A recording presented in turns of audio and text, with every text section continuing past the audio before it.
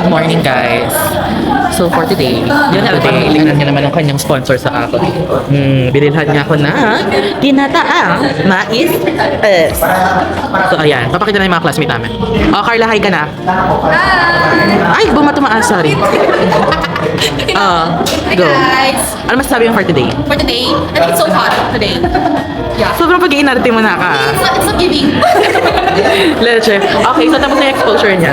Charing. Tignan natin kung anong mangyayari ngayong class. Kung tayo ba ay gagabaan na naman, or kung tayo ay may magandang mangyayari. So, yeah, balikan lang kayo mamaya. Mag-start na ng class. Diba? So gagamitin ko na naman si Angge, ipapatanong ko siya dun sa professor namin mamaya, pag-activity. Ay, grabe, kitang-kita yung ano ko. Start na, bye. Hello, my name is Andrew. I'm taking American accent training. There's a lot to learn, but I hope to make it as enjoyable as possible. I should pick up on the American intonation pattern pretty easily. Although, the only way to get it is to practice all the time. Yay! Ay, thank you.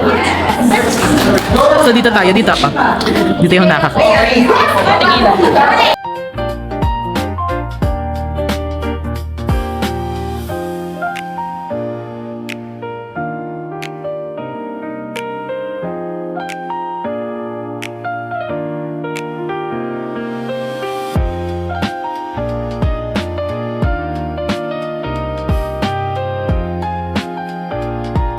It's 2 p.m.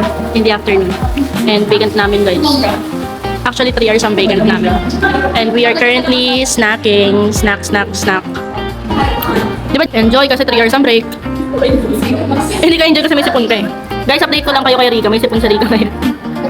Si Jude. Jude, how are you feeling naman? I'm good. Are you sure? Yes. Why? Kasi so far, wala pa akong nalalaki. Wala ka ba? Therefore, wala akong lalaki. Wala ka pang nalalaki. Mamaya pa pag-uwi. Bakit may gagawin na akong lalaki?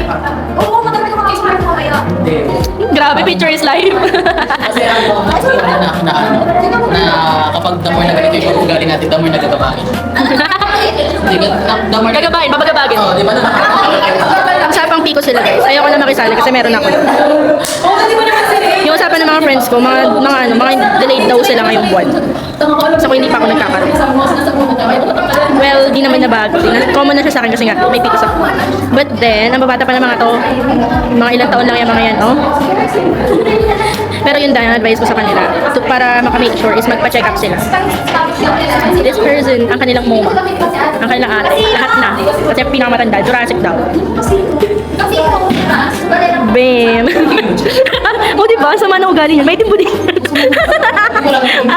Bitchesa yan. Kaya yun guys, those are my friends.